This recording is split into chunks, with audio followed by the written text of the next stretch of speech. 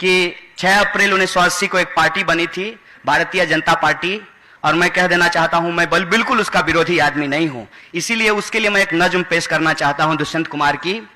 कैसे कैसे मंजर सामने आने लगे हैं, गाते गाते लोग चिल्लाने लगे हैं, अब तो इस तालाब का पानी बदल दो यारो, ये कमल के फूल कुमलाने लगे हैं। बहुत दिन हो गया, 1980 में बने थे।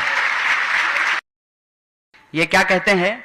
ये कहते हैं कि राष्ट्र सबसे ऊपर है, भारत माता की जय तो कहना ही पड़ेगा। मैं सोच रहा था कि अगर मेरी शादी हो तो मैं अपनी पत्नी को कहूं कि तुम अपना नाम भारत माता की जय कर लो, और हमारे जो बच्चे होंगे मैं उनका नाम भी भारत माता की जय बोल दूंगा, ताकि, और अपना नाम भी मैं बदल करके भारत माता की जय कर लूंगा, कि मेरा बच्चा स्कूल में जाए तो टीचर पूछे कि क्या नाम है, कहे भारत माता की जय। बाप का नाम क्या है? भारत माता की जय। माता का नाम क्या है? भारत माता की जय। और उसको फीस नहीं देनी पड़ेगी, और उसको शिक्षा जो है वो फ्री में मिलेगा। मैं सबसे बड़ा मोदी समर्थक हूं। कब? जब वो कह दें कि हम 15 लाख रुपए आपको दे देंगे, जब वो कह देंगे कि हम भ्रष्टाचार कम कर देंगे, जब वो कहें कि हम महंगाई कम कर देंगे, मैं उनका सबसे बड़ा समर्थक बन जाऊं। लेकिन वो ऐसा कैसे कहेंगे? ऐसा वो कह नहीं सकते। क्यों नहीं कह सकते?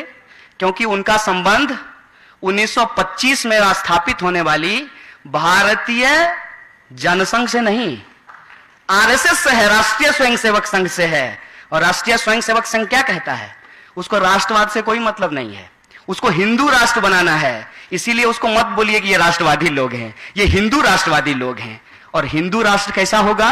जिसमें ब्राह्मण ब्राह्मण होगा, दलित दलित होगा, वो हायरार्की पे खड़ा होगा। इसका मतलब उसका संविधान भारतीय संविधान नहीं मनुवाद होगा, उसका संविधान मनुस्मृति होगा। हम इसलिए उसका विरोध करना चाहते हैं।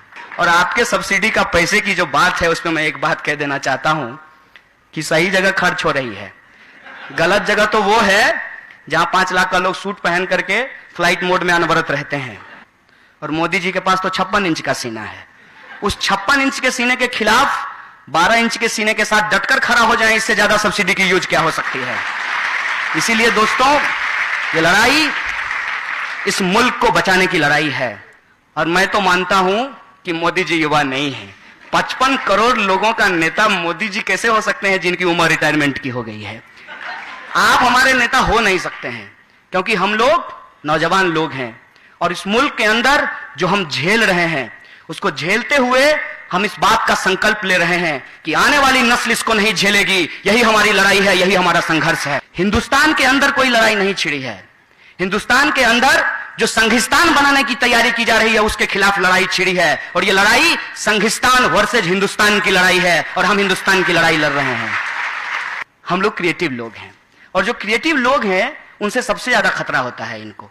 इसीलिए पहले जो काम ये बस्तर में किया करते थे, पहले जो काम ये बिहार के गांवों में किया करते थे, आज वो काम ये यूनिवर्सिटीज के अंदर कर रहे हैं। मेरे नजर में नारेबाजी करना जो राष्ट्र के खिलाफ है वो गलत है, मैं मानता हूं।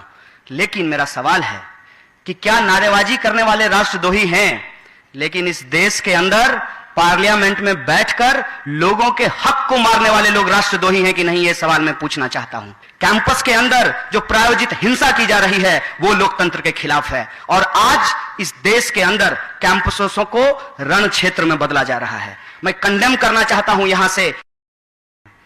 स्मृति जी ने हमसे पूछ करके हमारा वजीफा बंद कर दिया था, और सबको मौका नहीं मिलता जेएनयू और एचसीयू में पढ़ने का और स्मृति जी का आशीर्वाद पाने का। मेरा नाम कन्हैया है। मैं एक बार सोच रहा था हिंदू मैथोलॉजी के बारे में, तो कन्हैया की 2 माँ थी, एक ने जन्म दिया और एक ने पाला।